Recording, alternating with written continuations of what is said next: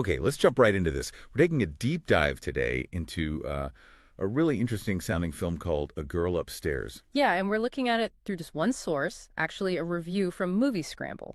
It was written by Mary Munoz, published back on April 22nd, 2024. Right. So our mission here is basically to unpack what this review tells us about the movie. You know, the vibe, the characters. The plot shifts, and apparently how it kind of messes with your head. Okay, so the review kicks off with a really neat observation, doesn't it, about paintings in movies? It does. It says they're often, well, untrustworthy, sets a certain mood right away. Like Vertigo, Hmm. or even IT, those creepy portraits. Exactly, that kind of visual. There's just something about static images, maybe seeming to come alive, that feels uneasy. Yeah, that idea of visual deception.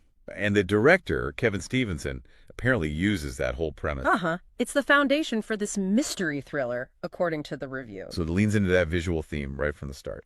Absolutely. The review describes the opening as this unsettling montage of all things creepy. All things creepy. Okay, like what specifically? Well, it mentions flickering TVs, dripping candles, a trembling chandelier, gothic vibes, All right. and a knife slicing through an artist's palette. Oh, and this recurring image of material that looks like pink, veiny skin. Whoa, okay. Kink veiny skin. That's Right. Yeah, that's specific. Mhm. And unsettling. Sounds like a strong opening visual. Definitely. And the review mentions the music, too, a score that's heavy on deep brass. Ah, so the sound matches the visuals, setting that foreboding tone. Precisely. It hints right away that things might get darker, maybe lean into horror later on. So you're immediately put in this space of visual unease, sonic tension, and then we meet the protagonist, Yes, Dulce, played by Holly Blair. She's an artist, but she also has agoraphobia. meaning she's confined, right? Stuck in her apartment. Exactly. The review paints a picture of her in this dingy apartment, creating these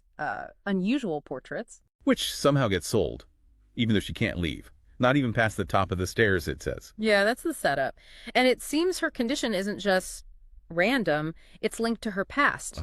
The review hints at that. It does. Says she seems haunted by her childhood, and you get these little glimpses into nightmares that might explain, well, why she is the way she is now. Okay. And there's this interesting note from the critic, too, that even though Dulce insists she couldn't survive outside, you get the sense she's actually very lonely. So trapped physically and emotionally, maybe. Haunted by the past, isolated. That's a lot. It is. Yeah. And the early part of the film, according to the review, really focuses on her life in that apartment. Right. The review describes her look, paint-spattered overalls, brush behind the ear. Uh-huh. And these angst-stricken montages of her painting, frenzied sessions. The review maybe had a slight issue with this early part. Just a minor critique. It mentions the film takes a little time to find its feet here. Felt a bit familiar, maybe? Like we've seen the struggling artist thing before. Sort of.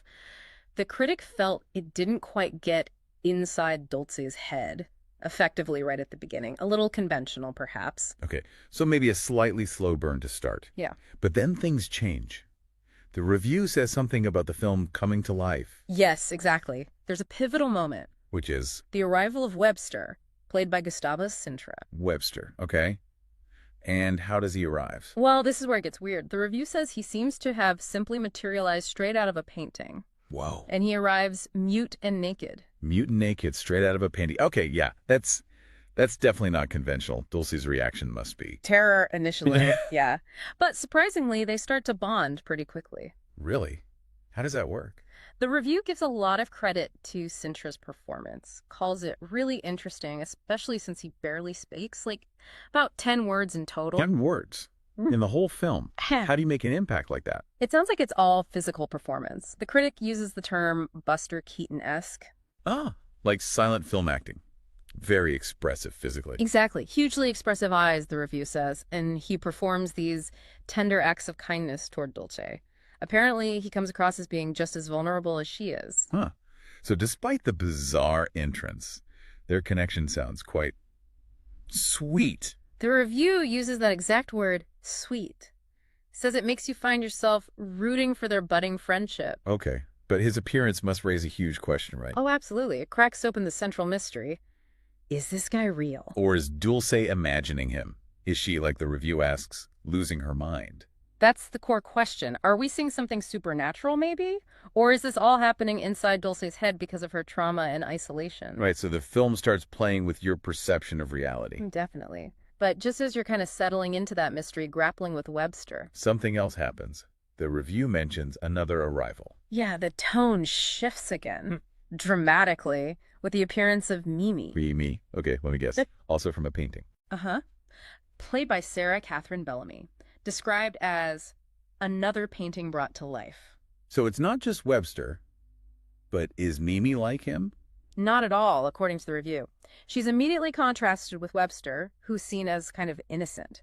Mimi is described as more aloof and uncanny. Aloof and uncanny. How's the performance come across? The review gives specifics. Head tilts, thousand-yard stares, and tinkling, unsettling laughter. Okay, tinkling, unsettling laughter definitely sounds creepier than Webster's kindness. It really ramps things up. The review explicitly notes that Mimi's arrival makes the apartment itself, the dark, peeling walls and yellow lighting, feel much more menacing. It takes on a far more sinister edge. Wow. So the film pivots hard again. From unsettling mood to this strange, sweet bond, and now into something more threatening. Exactly. And the critic highlights this as a major shift, a rapid divergence from an exploration of trauma and loneliness into outright horror thriller elements. A whiplash type of shift, the review calls it. That sounds abrupt. It's described as happening quickly, especially as the film heads into its third act. It's like the film deliberately pulls the rug out from under you. To make you doubt everything. Yeah, to make you question what you have been seeing and believing up until this point. You have to reevaluate Webster, Dulce, everything. And Sintra and Bellamy, the actors playing Webster and Mimi, are key to making these shifts work. The review gives them huge praise. Says it's tough for actors to come in partway through and have such a big impact on the tone. Right. But Sintra makes you feel hopeful, and then Bellamy just cranks up the tension dial. They're crucial for these pivots. Okay, so all this builds towards the ending. The review was careful not to spoil it, obviously, but it sounds impactful. Very.